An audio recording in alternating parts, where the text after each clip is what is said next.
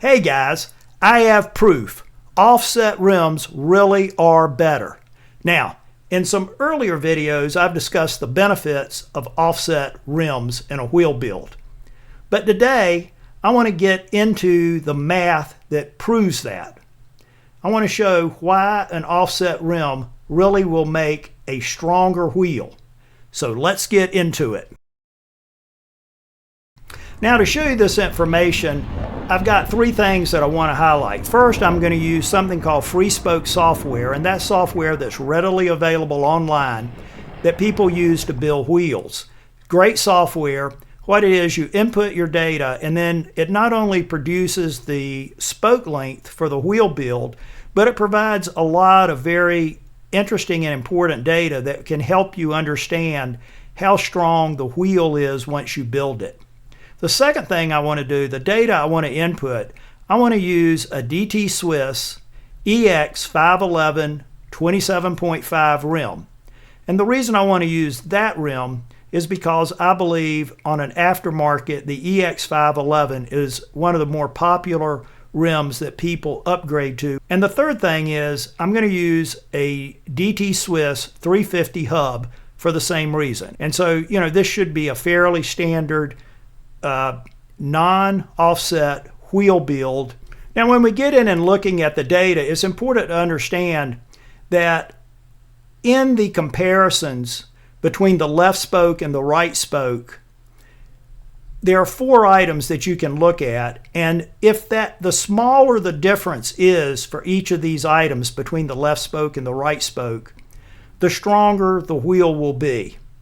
And the items I want to focus on out of this data are the spoke length, the tension distribution, the bracing angle, and the total angle at the rim. Now, after inputting this data for these two components into this free spoke software, here's a screenshot of the output. I've circled in red the important information about the wheel that will be built if you use these components, and that's where we'll see the details on the four items I mentioned. So now, highlighting the output data for that wheel build, you can see that the spoke length between the left spoke and the right spoke difference is 1.3 millimeters. The difference in the tension distribution is 39%.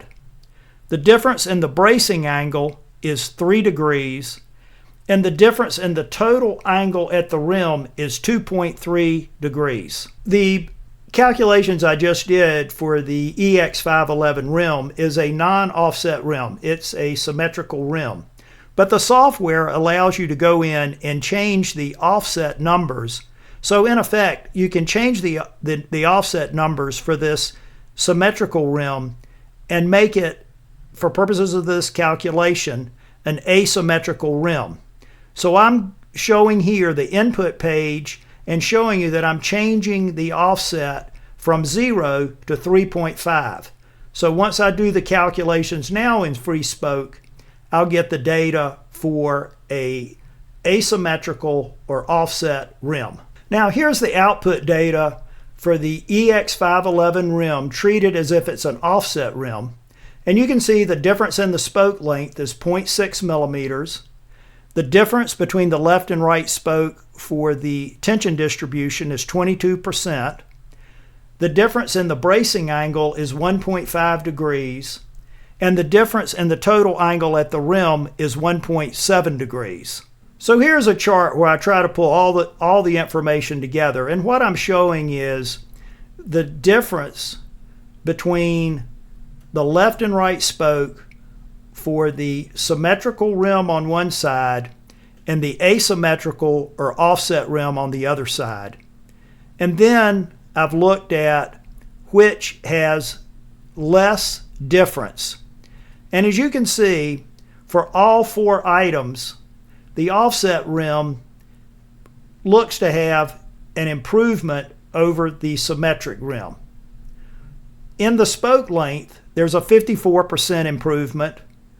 On the tension distribution, there's a 44% improvement. And on the bracing angle, a 50% improvement. and the total angle at the rim improves by 26%. So for the 4 critical items in looking at how strong a wheel build will be, the offset rim has better math than the symmetric rim. Well, there you have it, guys. That's my proof that an offset rim is better. I hope I've given you something to think about, and I'll see you at the top.